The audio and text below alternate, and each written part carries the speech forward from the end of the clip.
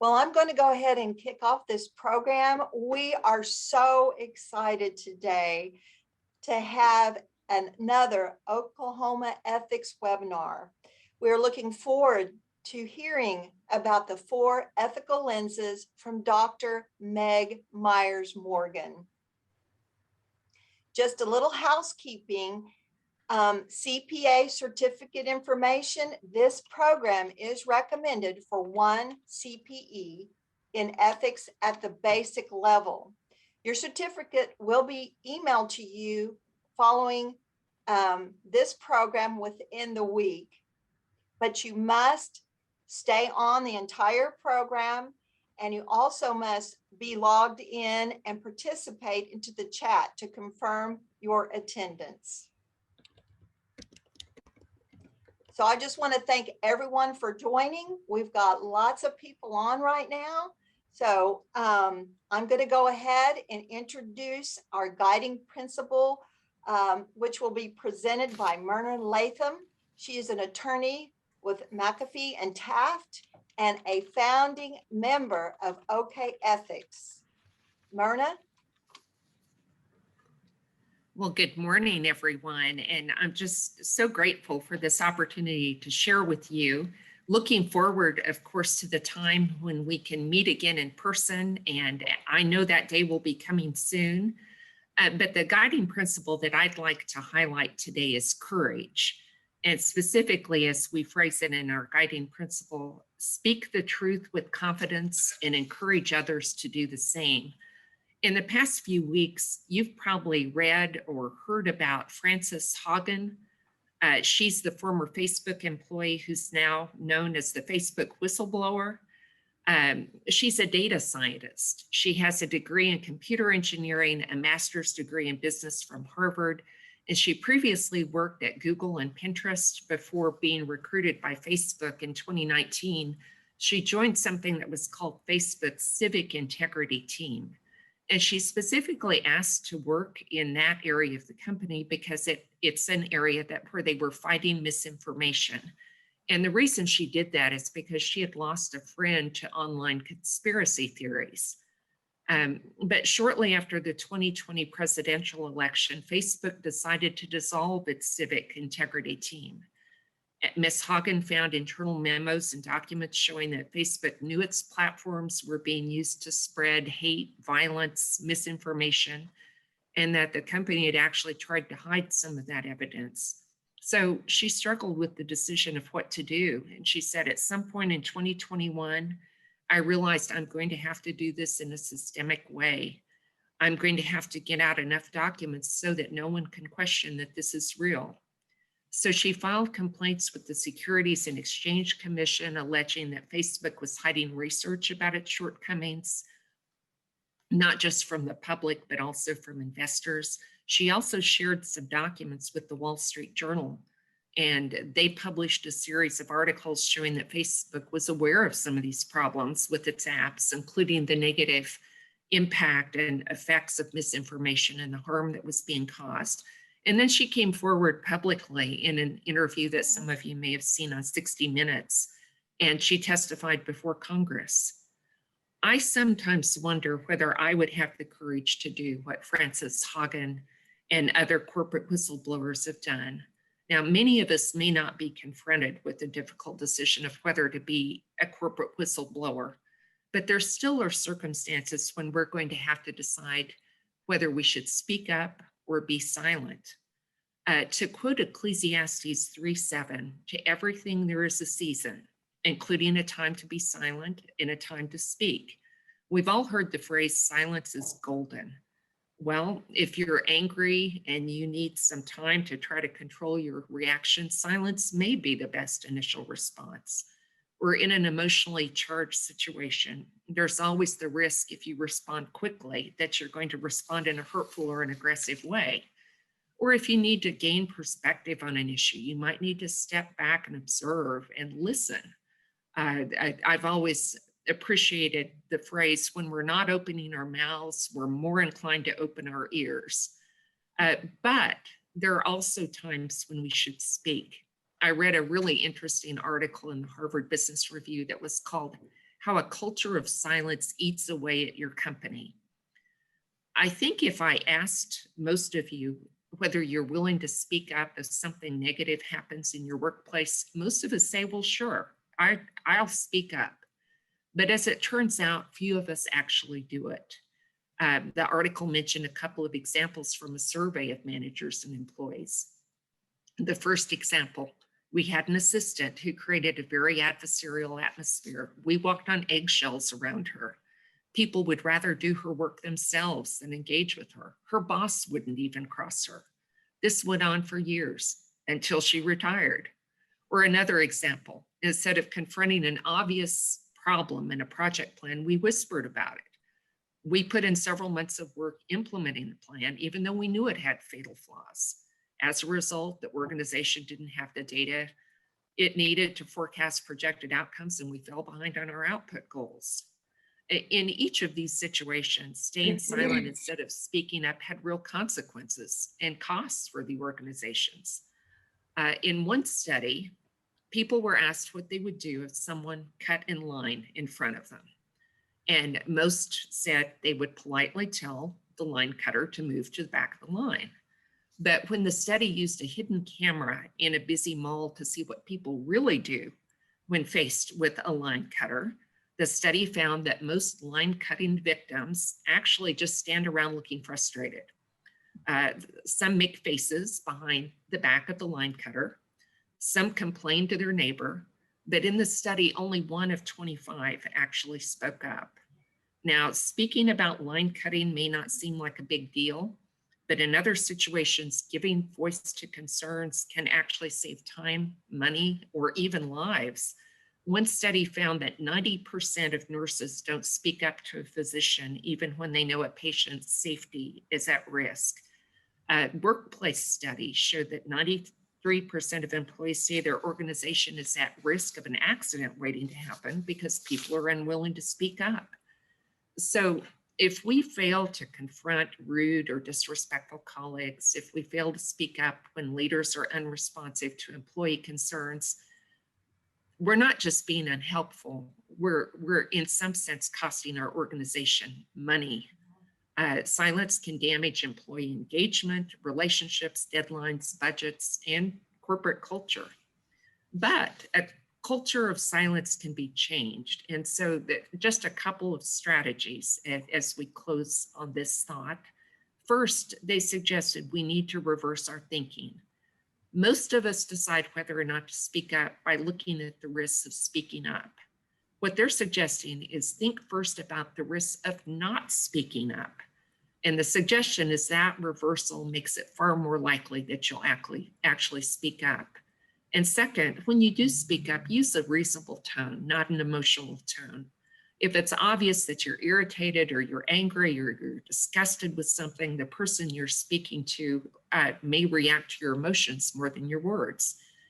And third, and this is good advice for leaders and managers, make others feel safe about speaking up. If people feel like it's not safe to speak up, they're not going to do it. Start a high stakes conversation by assuring the other person of your positive intentions and your respect for them.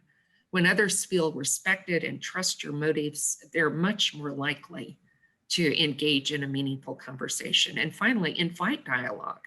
Express your concerns, then invite someone to respond. Encourage them to disagree with you. Those who are best at crucial conversations don't just come to make their point, they come to listen and to learn. So if we model those behaviors, we're helping to lay the foundation for a culture of dialogue rather than a culture of silence. So finally, again, to quote from our guiding principle, speak the truth with confidence and encourage others to do the same. Excellent words, Myrna. Thank you so much for sharing. Very, very good. I appreciate that. Lots of good thought there. Food for thought. Food for thought. Next we have on our program is Angela Byers, and she is our membership chair. She is also the CEO and managing partner of Byers Creative. If you would please give us an update on membership, Angela. Yeah, thanks so much, Mary. We are so grateful, first of all, for all of our members. And for those of you that are attending as a guest or visiting us for the first time, welcome. We are so excited to have you join us today. OK Ethics is a very special Oklahoma organization, as many of us know, and I've been so privileged to be a part of it for so many years. So if you aren't a member, it's time to join.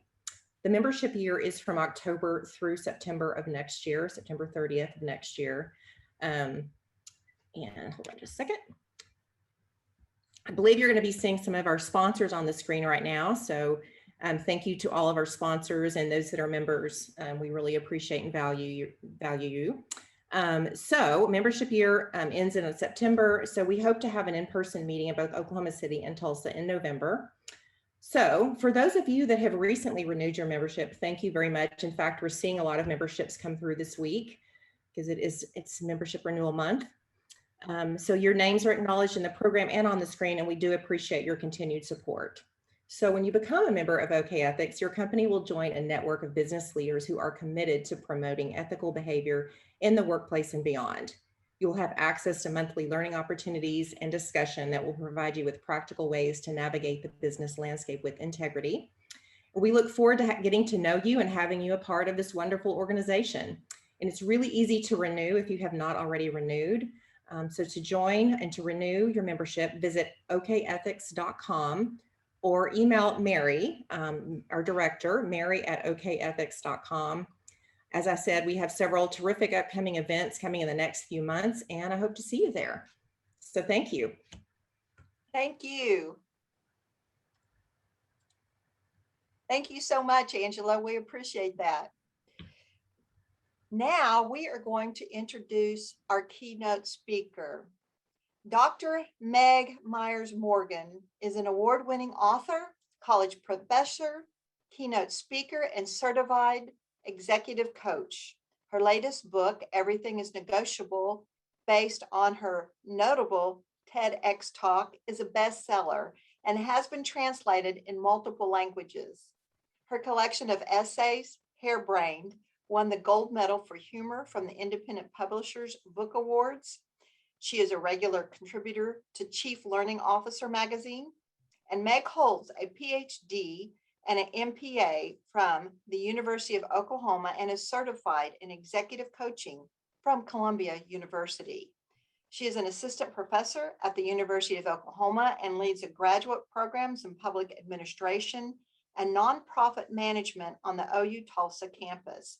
She has served as a president for YWCA of the Tulsa's Board of Directors and is currently the chair for the Tulsa Mayor's Commission on the Status of Women.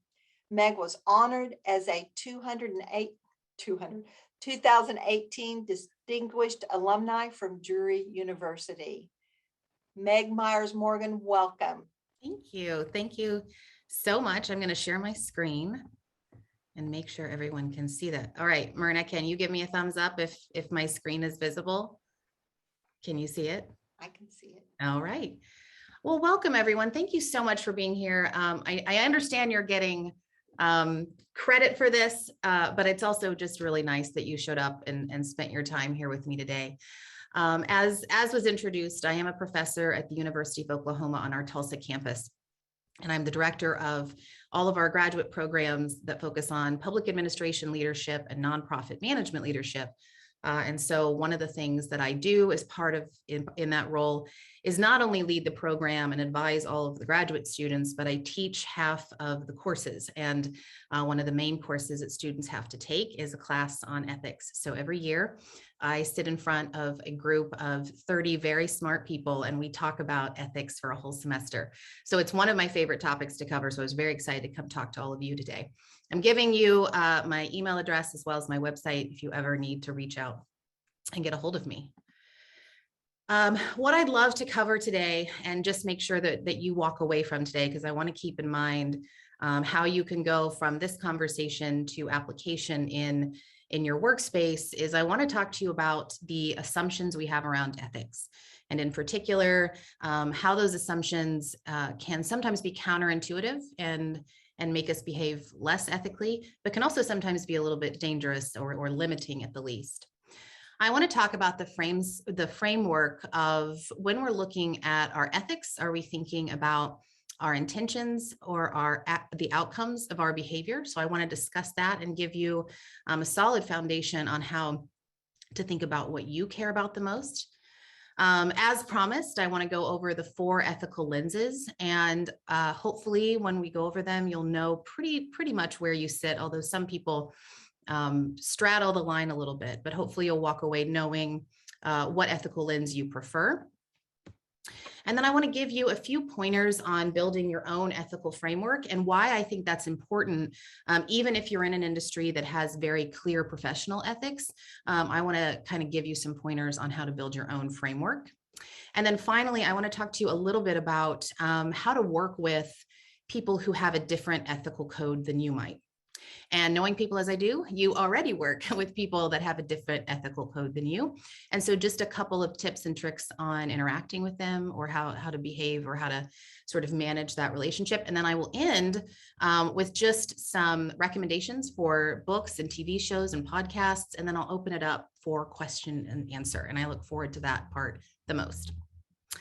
But first, I want to give you a story. I want to ground you in a story because what happens in my graduate level class on ethics is these students are elected officials or librarians or teachers or nonprofit executive directors, or they run foundations. These are very large community members that walk into that class, and they are expecting a document that I will hand them that says, this is how you are ethical and this is when you are unethical. And they're really, really disappointed that I hand them a large textbook, actually several large textbooks, and we spend a semester talking through it, and they don't feel like they still have that framework. And what I love about ethics is there really isn't often a guiding principle, and that creates a situation in which we have to reflect ourselves as individuals. So to set up this story, this scenario has 2 scenes. The first scene is my college class on ethics, and being in the middle of a semester teaching that course and trying to make very conceptual ideas concrete for my students. And then the second scene takes place in a very, very swanky hotel lobby. As part of my role as a university professor and as an author, I give an endless amount of keynotes, and the setup for those, the way conference organizers work, it's a variety of, it's a mixed bag on how they treat the speakers. So sometimes they say, hey, Dr. Morgan, can you come talk to our leaders? We'll need you to sleep in your car and we'll give you a $5 Walmart gift card. And some organizers want to treat you like royalty. So for this scene, we're going to look at the latter, and I want you to envision, if you can, the most beautiful hotel lobby that you've ever been in. And given that you're already having to listen to me and you may not have your imagination wheels turning, I'm going to present a picture of a beautiful hotel lobby. And I show up to speak at the biggest conference I've ever been asked to speak at. I roll up in my travel gear, which is sweats, a messy bun, and a duffel bag. And I go up to the reception and I give my name, and the man types in my name, and then his face is clearly seeing something that I don't know. And he says, well, you'll be staying in our presidential suite. And he hands me the keys to the room, and I hand him my credit card, which is common practice. I will obviously be taking care of my own incidentals. And he put his hand up and he said, no, the conference is taking care of any incidentals. And I didn't understand what that meant. And so he had to explain to me that I was free to do whatever I wanted. I could order a steak, I could bring up wine, I could have a massage. The conference would pay for it. Again, this doesn't make any sense to me. I don't know what he's saying.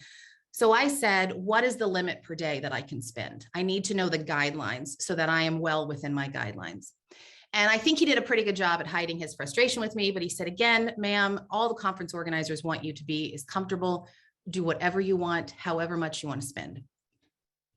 I went upstairs to the hotel room. I sat on the bed. I reviewed our contract. I knew what they were paying me for speaking. I knew that they were taking care of the flight and the room, but I had no idea what my limit was to spend in this hotel room. So I'm sure you're all sitting there thinking about what you would do. What I did was I spent absolutely no money. I didn't even charge a bottle of water to the room after speaking to thousands of people at the conference. I fly home, I get into the classroom, and I tell my ethics class this story. I've never seen a group look more disappointed in me in my entire life. They were like, Dr. Morgan, you should have filled the bathtub with champagne. You should have bought flowers and rolled around on the bed in them. They had all of these visions for what I should have done. And I couldn't help them understand how conflicted I felt when I didn't know what the guidelines were. So I asked them, who in the room goes over the speed limit? And every single person raised their hand. And not only did they raise their hand, but they had justification for why they did it. One person's cousin was a cop, and he told him, so long as it's not more than 7 miles, we won't pull you over. Another had been trained by his father that so long as you go with the flow of traffic, you're fine. I mean, everyone had their rationale. So I said, okay, what would happen if we took away speed limits, if there was no speed limit? Would you go even faster? And they sat and thought about it and said, actually, we'd probably go really, really slow, because you'd be really afraid of not knowing what was right or wrong, right?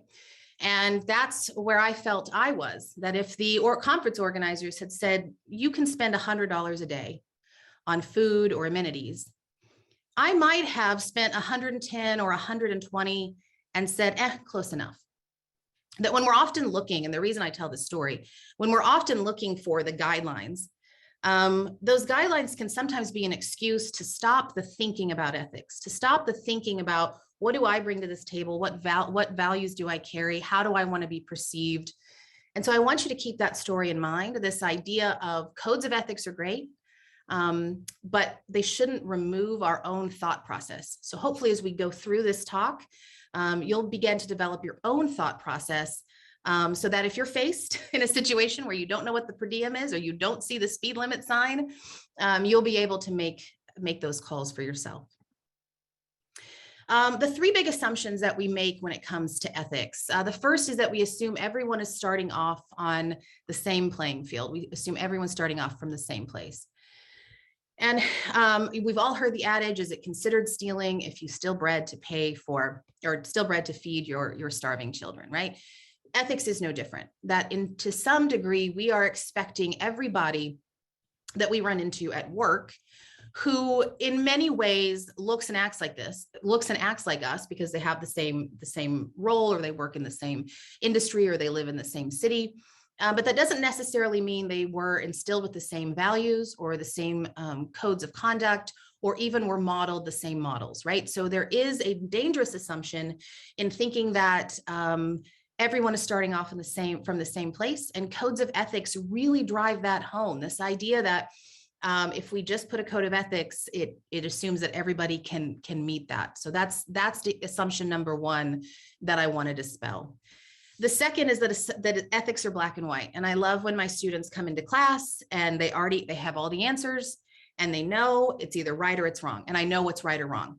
And those are my students that tend to have the emotional breakdown sometime during the semester, where all of their beliefs are challenged and they can't even handle it. But that's okay. That's what I'm there for, to help guide them back to this idea that ethics is actually always gray. That if it were as easy as black and white, we wouldn't have these discussions. We wouldn't have philosophy. We wouldn't have our individualism. There's a lot about ethics that is really, really gray, and on that, really contextual, because ethics are not universal, and that the ethics that I have sometimes don't even align with the other university professors I work with, or don't align with somebody who is in my same position at a different university, let alone a different country or a different ethnicity.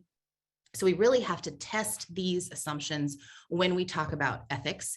And when we start talking about ethics, we're often coming from a pretty judgmental place. That is unethical and therefore wrong, and therefore you are wrong.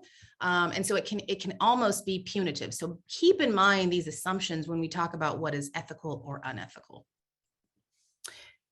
Now, the other thing, and what I ground all of my ethics classes in, is this concept or this foundation of intentions versus outcomes.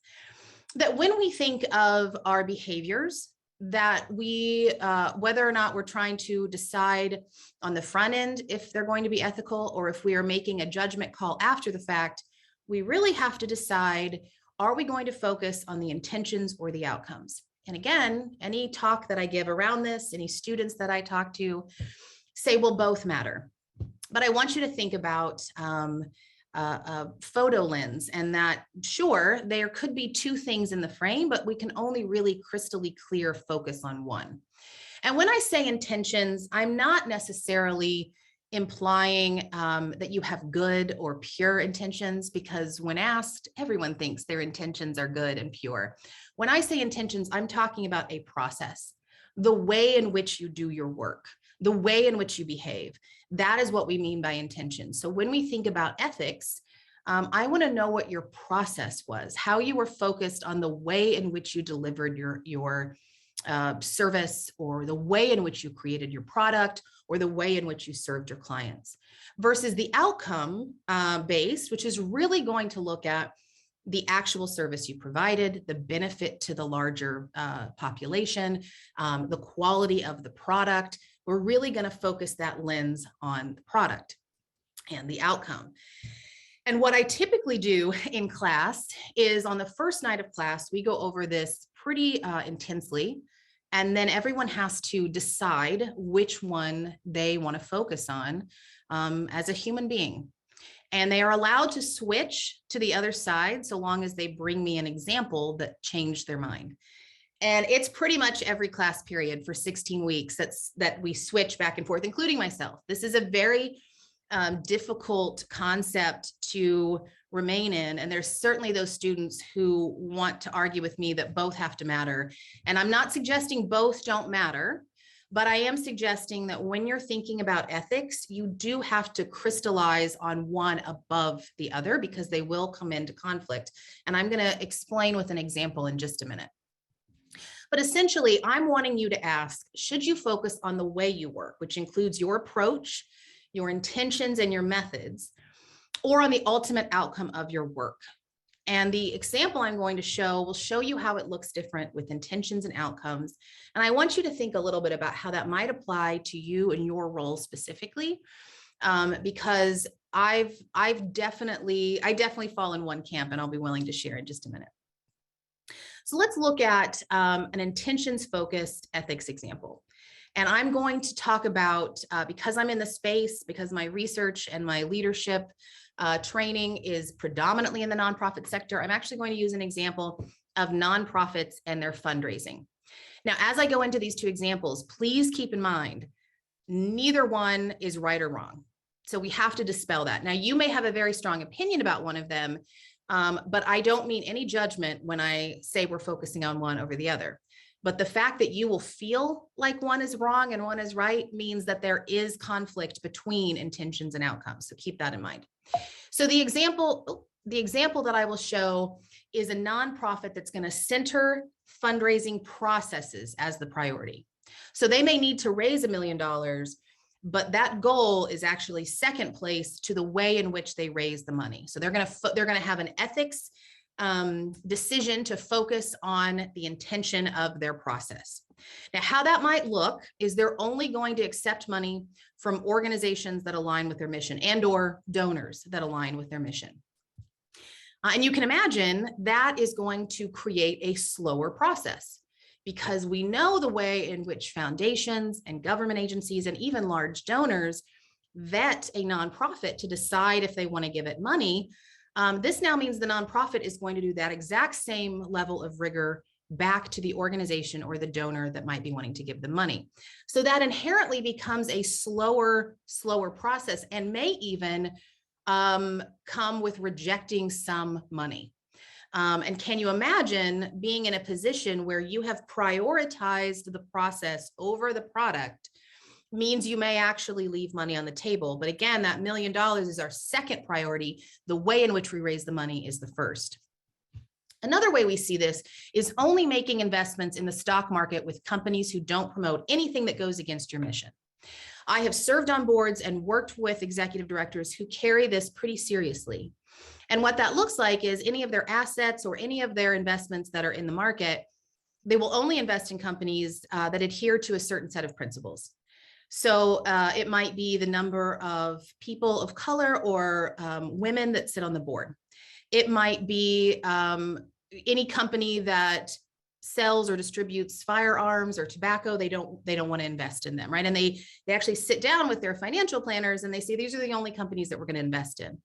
Even though investing in those other companies that may not align with their mission might actually get them more money, right? So there's the conflict. Are we going after additional money?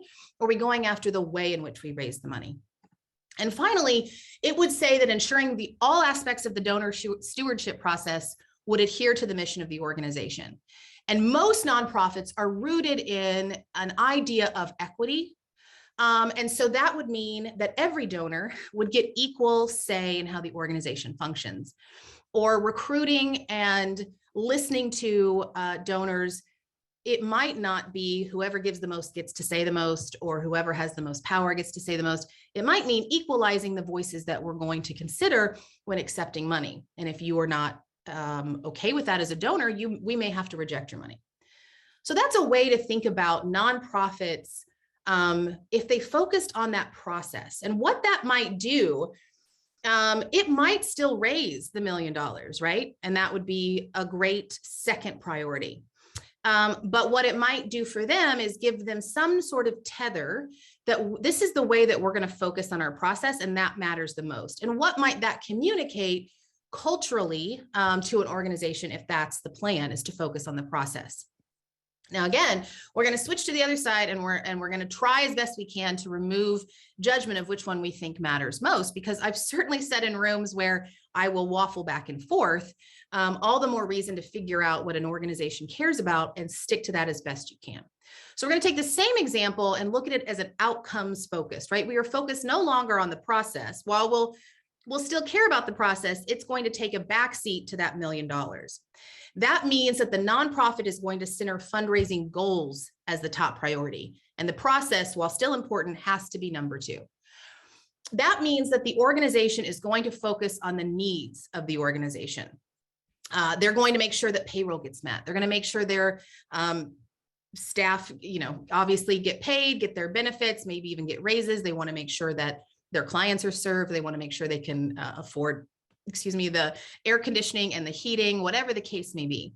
This is not small, right? This is not small to say, we need all of these things to actually do our mission. And so imagine a nonprofit struggling to say, I don't know which one I should prioritize.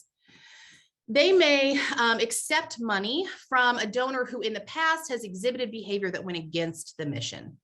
And a great example of this is anytime that you see a very famous celebrity caught up in a domestic violence scandal, you will often then later see they donate a large sum of money to a domestic violence shelter. Again, making no judgment about whether or not the shelter takes that, and I can definitely see arguments on either side. It does mean that you might be taking money from an individual or an organization or an agency that actually is counteractive to the mission that you're trying to serve. But again, your goals are now meeting those needs of the organization. And then finally, you may bend organizational norms and rules to get the needed dollars that you want. So this is where we see things like mission drift happen with organizations, because we'll have a foundation or a government agency that calls on an organization and says, we want to give you all this money, but we do have a couple of stipulations. And the organization then has to say, okay, well, we want the money, we will do what you're asking to do. And so we're going to bend a little bit either away or in a different direction than we had intended to get those dollars. So when we think about these two examples, I want you to see that it's not always, you're not always able to handle both. And so if you as an organization can think about, and as you as a person to ask yourself, do I want to focus on my process or my product? And I am a person that I think a lot of, type A women might have been raised to worry or look at accomplishments and products and outcomes. And I was very driven in that way. And in my process of being an educator, I've had to realize that what I do or the content I deliver in the classroom, that product is not nearly as important as the way in which I communicate and connect with my students. So I've had to really train myself into putting my ethics and putting my behaviors around my process and trust that that will be the outcome that I'm hoping for. So after we think about this idea, this sort of two ways that we can look at our behaviors, we can think of our process and the way that our methods, or we can look at our final result and look back and say, yes, that was, we may not have done it in the best way we wanted to, but man, we met our goals and it was much better for society. We now have some lenses through which to view both of those sides. And in these lenses, again, you might find yourself among some of them, but most people know pretty squarely where they align. So you'll look at this four-square, which is a pretty common scatter plot idea for you to think about where you land. At the top of that metric matrix is going to be rationality. And it's really going to be people who rely on reason and on thought. Better used to say it's using your head. I will be very frank, and my husband will agree, this is not where it's not where I sit.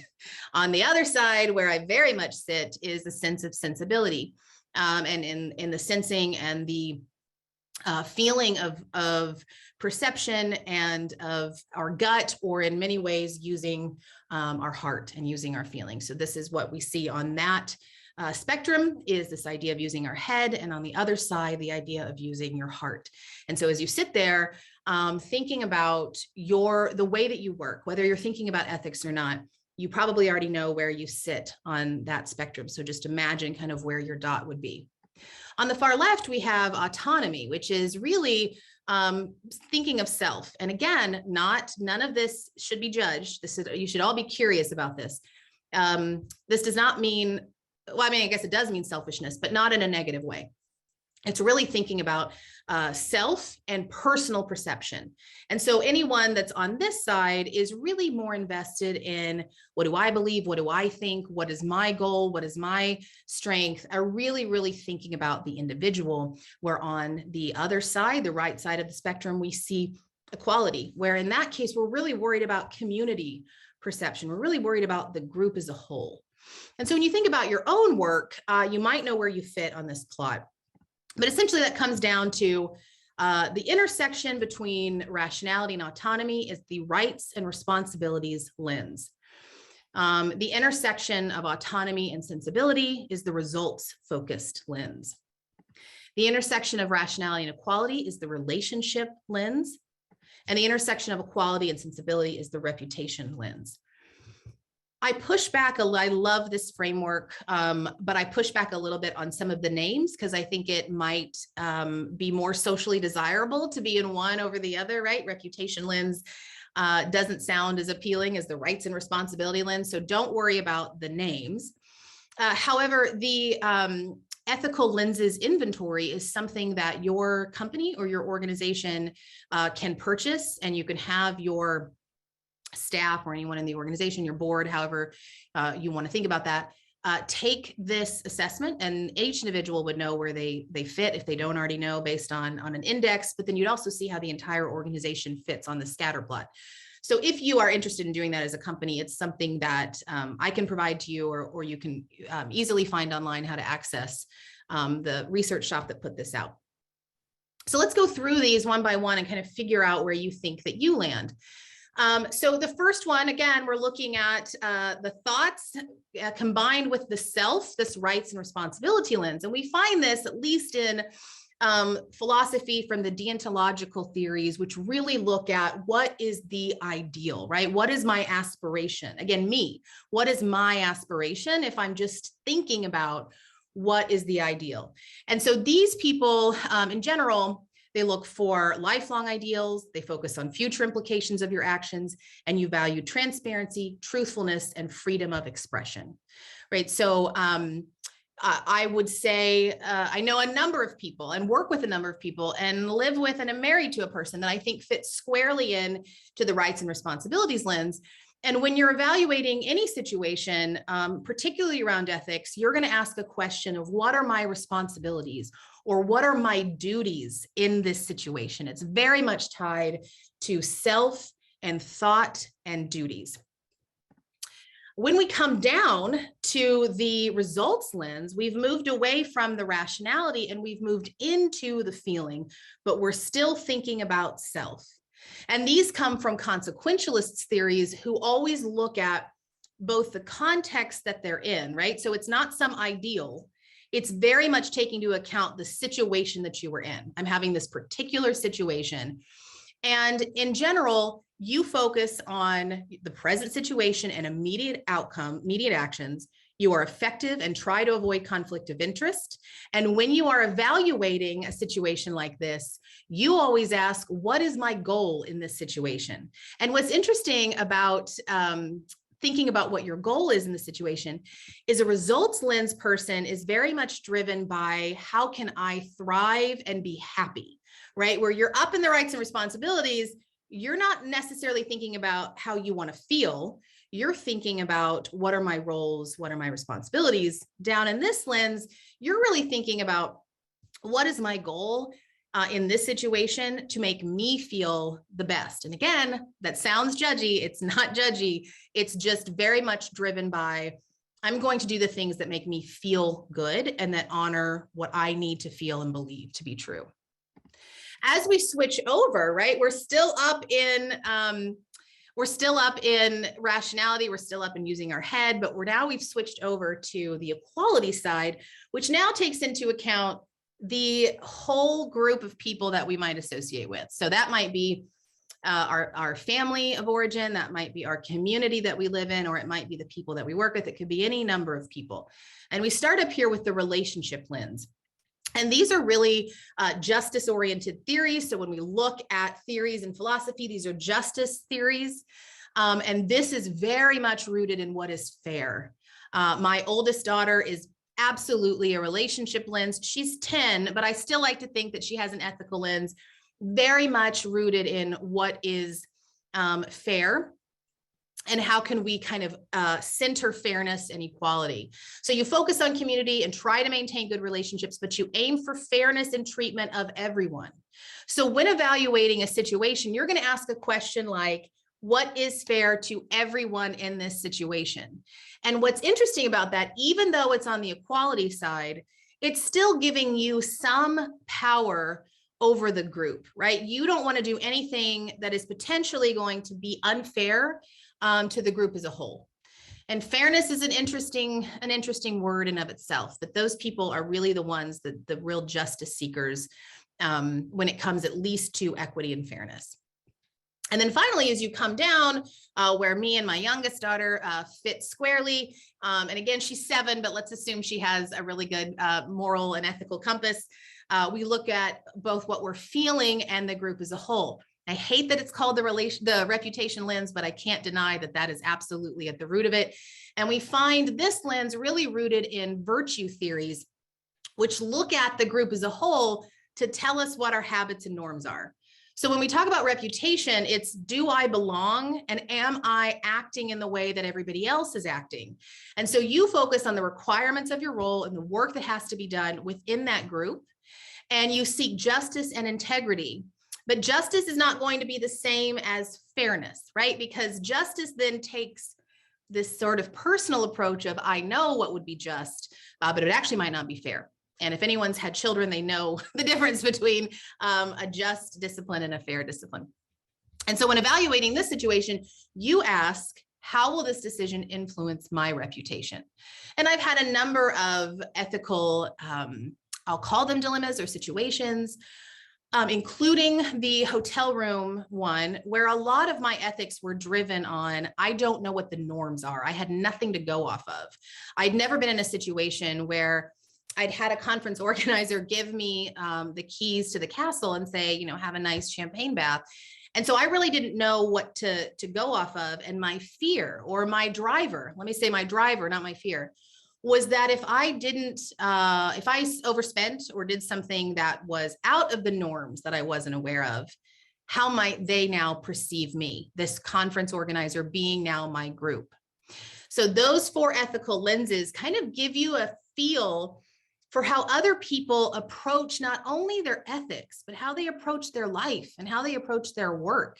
This is not a personality assessment, but it's pretty close. in thinking about the way in which we behave and the norms that we provide. So now I want to talk a little bit about building your own ethical framework and why I think that's important. We've talked about this idea of, are we going to focus on the process or are we going to focus on the product? And we've talked about the quadrants and how we can think with our head or our gut or heart, how we can think about self, or we can think about community, and sort of how that might help guide us. But what is the real reason to create your own personal ethical framework? Well, the reason is when we come into the professional setting, like all of you are, there is an assumption that there are industry codes of ethics. But you have to remember, every person was born into some set of morals, whether they learned that from their parents, or they learned that from their teachers, or their friends. They grew up with personal morals. This is how I believe right and wrong exists. Where ethics comes in is now I'm functioning in a society, and as a society, we all have to agree what the ethics are. So now I've brought in my personal morals in conjunction with the group ethics, the group being however you want to define society. And now you've put me into a spot of professional ethics. So I've got 3 forms of codes coming at me. And I think of like the social work department at OU Tulsa, which is a neighboring department in our same college. They don't have an ethics class. Ethics is taught in every single class they teach. They have a code of 19 ethics. And if you stop any social worker on the street, they will be able to list them out. They know them that well. But there are times in which they go to work as a social worker, and their personal morals or their defined ethics come in conflict with their professional ethics. And so building your own ethical framework is truly important so that you can know what your true north is, because it's not always going to be clear. And the more that you move through life and the different positions that you hold are going to carry with them different expectations. And so it's just nice to have a ballast to what you believe ethics to be, so that you aren't waiting on somebody else to tell you. That doesn't mean that you should go against the ethics of your organization or your industry, but knowing what you believe is a thought that very few people have actually had. Very few people sit down and think, what is my ethical framework? And it's part of the class we teach is students have to walk out with their own ethical framework. So the first thing I would advise you to do is think about, would you be on the side of process or product, which is to say intentions or outcomes? And can you live a life and build a career in which you can focus almost solely on one over the other? Or do you need that to change frequently? And how do you know when you should toggle back and forth? So even just giving that some thought will put you miles ahead when you're faced with an ethical dilemma. The second thing is for you to consider which lens you're operating out of. And that comes up, that's very important to know what lens, because here in a minute, we're going to talk about when somebody else doesn't share your lens. So know what your lens is.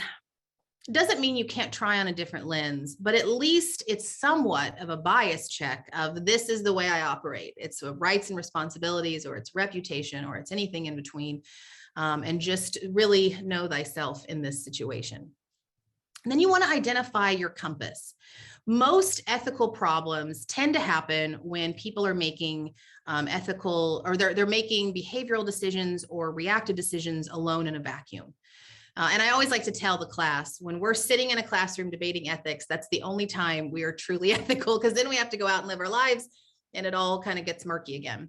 So identifying your compass is, who is your sounding board around these problems that you might face? I would love for it to be somebody in your industry that really knows the ins and outs, that you trust, that you think is an ethical leader. But think about who that compass is that can almost act as a check against yourself. At the university, it is not uncommon to really come up against some ethical dilemmas, both in the classroom, in how we run our admissions process and how we recruit. And there's really a lot to think about. Particularly when we have a desire and a value of inclusive and transparent processes. And so I'm one person and I have one opinion that can sometimes be very biased, even unintentionally. And so having my compass, is a woman that I work with, and we talk frequently. And anytime I start to feel the stomach, which is when I feel like an ethical dilemma is happening, I try to interact with her or somebody like her so that I can get a better sense of where I'm sitting. And she has an entirely different ethics lens than I do, which is also very helpful. So find out who that compass is, who's going to be your guiding person when you start to feel that upset of an ethical dilemma. And I know this sounds crazy, but I would like you to write it down, even if it's one sentence, even if it's on a Post-it note that sits on your computer. But the reason that I say this is every study on goal achievement in the world will tell you that even thinking about a goal and actually writing it down very much increases, if not solidifies, your ability to achieve that goal. So if you write down what your ethical code is, even if it's, I'm a person who favors intentions, my lens is rights and responsibilities, my compass is my spouse, and there it is on my computer.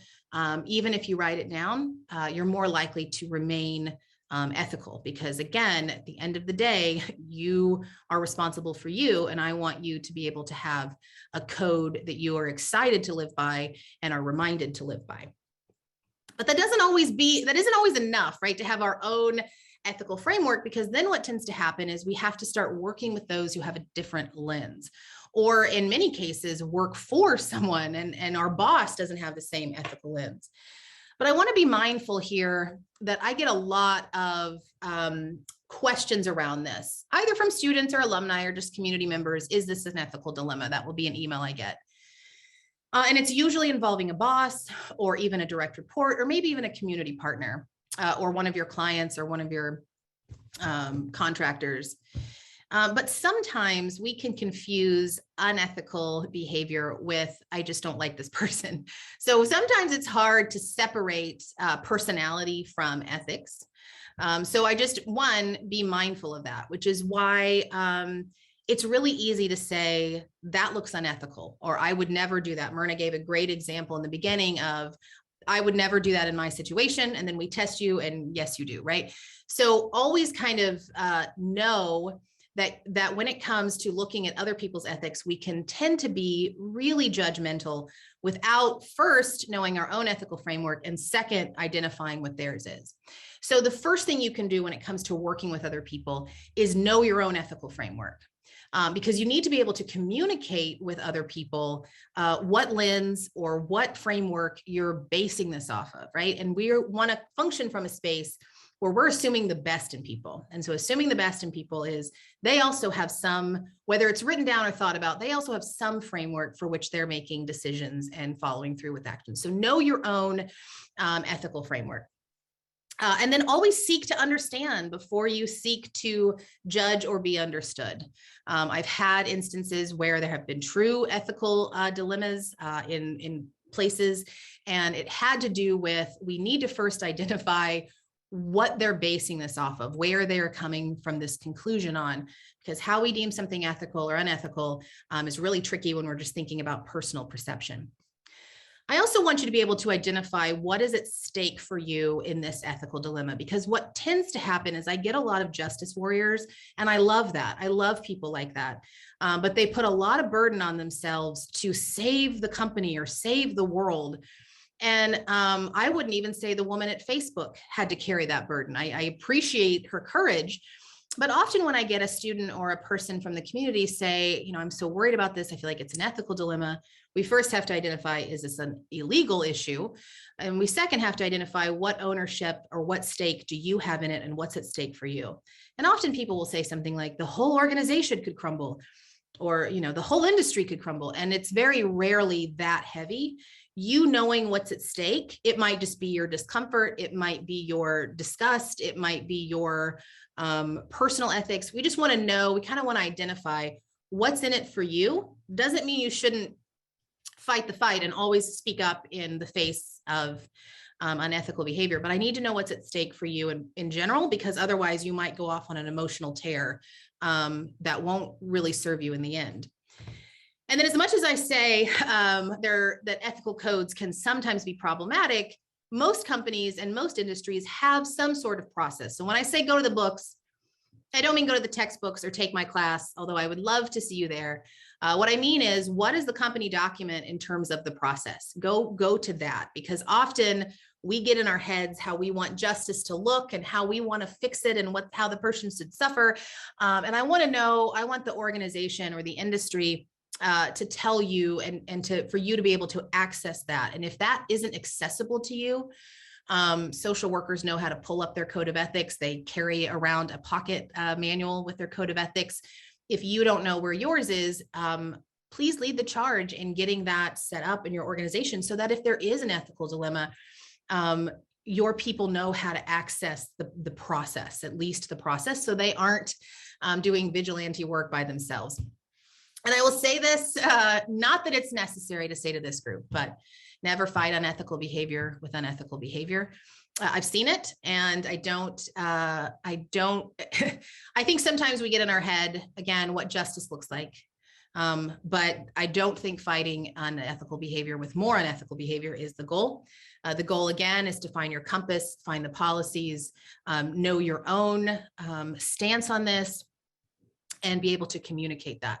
So again, if you were questioned on something, you would say, well, let me tell you what my standard is. And wouldn't it be great if companies, when they hired people, asked them to write what their personal code of ethics is, and that was actually on file? It would be great if people just thought about it enough and wrote it down and lived by that. And how much more ethical would we be as a society? The last thing I want to do before I open it up for Q&A is I just want to give you some recommendations if you're interested in this topic conceptually, right? More than just how it affects you in your industry. The ethics class that I teach, the first book they have to read is A Higher Loyalty by James Comey. Many of you know or remember he was the FBI director under George W. Bush, under Obama, and under Trump, where he was very famously fired. He was responsible, James Comey was responsible for arresting and throwing Martha Stewart in jail. And he was also at the very center of the Hillary Clinton email scandal in the 2016 election. It is a fascinating book, and I love teaching it because everybody has a very strong opinion about this man, and everybody hated him at one point, and I think everybody loved him at one point, and every student always comes to that book just ready to fight. But when you actually read about what his ethical framework was and how he made the decisions and how he arrived at it, it really lets you see the point I'm trying to make, which is when people know their ethical framework and then work off of it, and you understand that, it does help you see more facets than just saying that was right or wrong. So it's a great practice in empathy, a great practice. You may not agree with them, or you may very much agree with them, but reading, it's a very good read. Reading about it is really interesting in terms of seeing somebody's ethical framework in action when we were only watching his behaviors, but we didn't know what he was basing his ethics off of. I also recommend Peter Singer's book, Ethics in the Real World. It's just a nice kind of general primer. If you've not seen The Good Place, it's one of the best, funniest shows, and it tackles ethics and morality head on. Two podcasts that I'd recommend are Very Bad Wizards and The Partially Examined Life, much more contextual, but through the lens of ethics. And then Catherine Baird, who actually created the ethics lens inventory that I mentioned, has a really great TED Talk called Ethics on the Move. It might be great to show your company and then maybe do that index and see kind of where your company lands on that. And with that, I really thank you for your time. I'm going to stop talking, and I'm going to open it up for any questions. And thank you.